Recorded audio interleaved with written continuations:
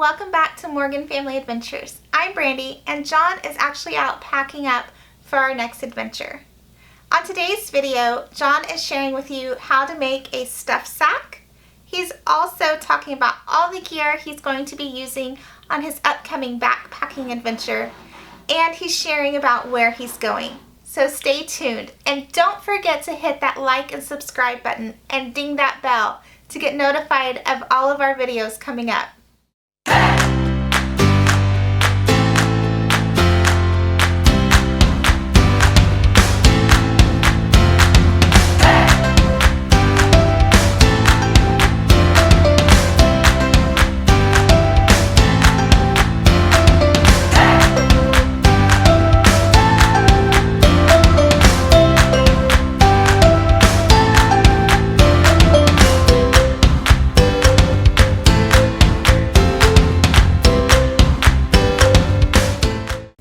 Guys, we're getting close to time to take our trip.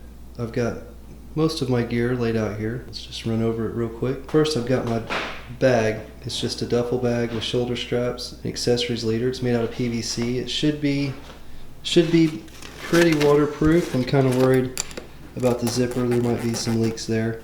My sunglasses. Got bear spray. Not too worried about bears, kind of more concerned with a stray cougar. Not really worried about it, or I wouldn't go. I've got a pair of gloves.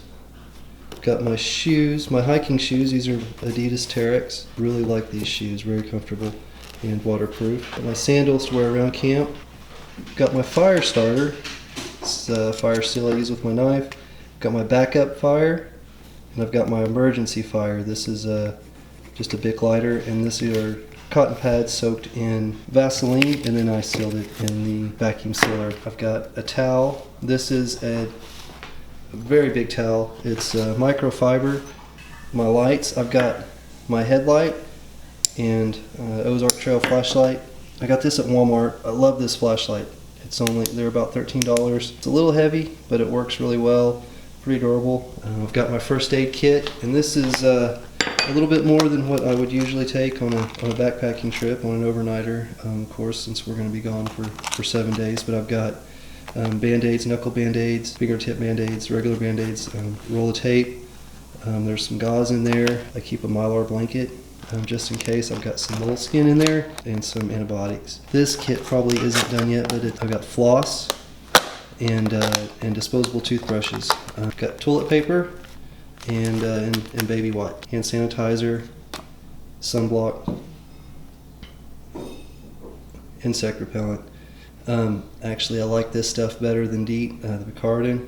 It seems to work better, and it's not greasy. It doesn't stain your stuff when it gets on it. I've got my camp chair. I paid about $30 for this off Amazon, and I love it. It's I'll show you on the trip, but you could spend a lot more and maybe get it just a little bit lighter, but this weighs 2 pounds. It's not heavy at all. My frog togs, my rain suit. Got my Sawyer's squeeze, and an extra water bag. This is a Evernew water bag. Again, I picked it up off Amazon. I think it was $10. The benefit to this is the whole top opens up, and you can just scoop up the water quickly instead of if you've ever tried to fill up these little bags. It's kind of a pain in the butt. Usually what I do is I'll take a disposable water bottle with me and use that to scoop water. I'll cut the top off and scoop water and use that to pour into those bags. A couple of water bottles. I've got my Nalgene. This is a cheap water bottle I got from the dollar store. This is a single-walled 1 liter water bottle. Again, off Amazon. It was like $11. And also, I can use it to boil water. I've got my Yeti cup, hot cocoa, my little camp cup I use to boil water for cooking with. Cookland's Grill, this is brand new. I actually ordered this off of eBay for $7. And then I made a stuffed sack out of a bandana, just so that whenever this gets all sooty, it doesn't mess up the rest of my stuff. This is pocket bellows. If you've never used one of these, you should. They're handy, just like a little telescopic tube, and you use that to stoke your fire. This is my Lexada twig stove, my little folding or collapsible twig stove. It was like $10. Don't expect it to last forever, but it's worked well for me for over a year. My skillet, biodegradable soap, the scrubby, and just some plastic plates and silverware, and a turner. My maps. Where we're going actually is right on the border between the two maps, so I had to get both maps. My compass and also my phone. My phone showing you with the maps because I have an app called Avenza, which I can use without any data. What you do is you download the maps before you go, and then if you're in an area where you don't have any data service or any mobile service, you can just put your phone in airplane mode and that'll save the battery, but your GPS will still work and you can use these maps. With Avenza, they have a ton of free maps. Where we're going, unfortunately, they weren't, but I paid $2.99 or $3.99 for each map, and that'll keep us covered. So this is what you use instead of buying a GPS. You don't have to buy a Garmin anymore. This is Romos battery charger. It's a 30 milliamp hour. It's heavy, but with that fully charged, I can charge my phone up 5 times. My Dollar Tree cutting mats, $1 for 2. These will probably get thrown away when I'm done. Got my fillet knife. We expect to be eating a lot of fish. We've got a backup plan if not, but we expect to be eating fish. My axe, my dad's old axe. I like to take it camping. It comes in really handy. This I spent a little bit of money on. This is Silky Gone Boy. It was about $50 for this little saw, but it works really well. I've got my Opinel pocket knife. Love this little knife. It's not heavy duty, but man, it's sharp. It takes an edge. I've got my sharpening stone, my strop. I've made a small strop. I'll take it with me. I always use a strop.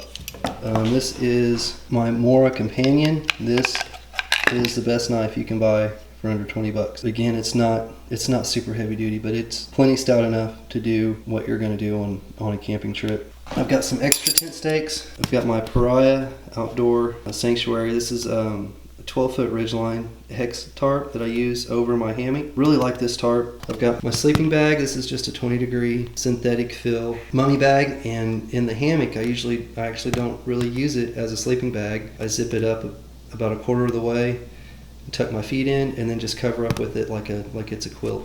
And then here is my 30-degree economy incubator hammock gear under quilt. It's economy because they use duck down. I've tested this the night that I went out to test it after I first got it. It was supposed to get down to 30 degrees, and I thought that would be perfect. I went out in the yard on my hammock stand, got all set up, and about 2 a.m. I woke up and I was cold, so I came inside. And I got to looking at my thermometer, and it was actually 20 degrees outside. So this protected me well down below 30. So it should not get that cold on this trip. So I should be plenty warm. My sleeping bag and my underquilt are going to go in their own dry bag. This is my hammock gear zippered bug net hammock. Love this hammock. This is what I use for my Ridgeline organizer. This is just a pencil bag from Dollar Tree. I put some clips on it and I hang it over my Ridgeline. And these are battery powered Christmas lights.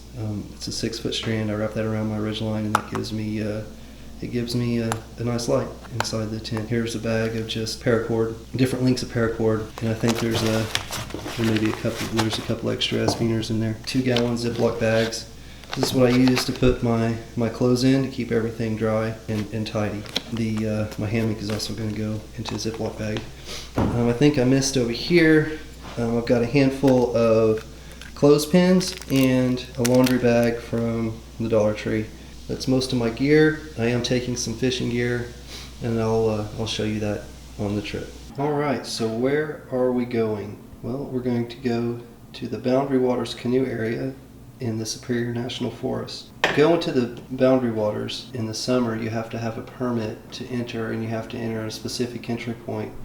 Our entry point is point 30, which is right here on Lake 1. From there, our plan is to canoe around Lake 1 into Lake 2. There's a short portage right there, down through Lake 2 into Lake 3, and then from Lake 3 through Lake 4 into Hudson Lake. There's a short portage there, and then from Hudson Lake into Lake Insula, there's our longest portage, which I figure is about a quarter of a mile. And then hopefully at the end of day 1 we make it all the way up to the north end of Lake Insula, which is where we are kind of shooting for to stay. We might not make it. It's about 18 miles to Lake Insula, so we'd like to stay on one of these islands. There's campgrounds. I just thought that would be pretty cool to camp there. If we can get there in day one, then we've got all 5 days. We'll spend 5 days at our main campsite, and then on the 6th day we'll start heading back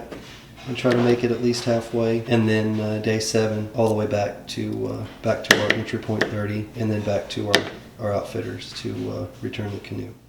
As you saw, John and our nephew are going up to the Boundary Waters. They will be gone about 10 days. They are excited. They're going to have a great time. I hope you enjoyed today's video. It was a little different from the other 2 that we've done so far, but we have some more exciting videos coming up for you. Be sure and stay tuned. Don't forget to hit that like and subscribe button. Be sure to follow us on Facebook also. We have some fun conversations going on over there. We'll see you guys next week. Bye!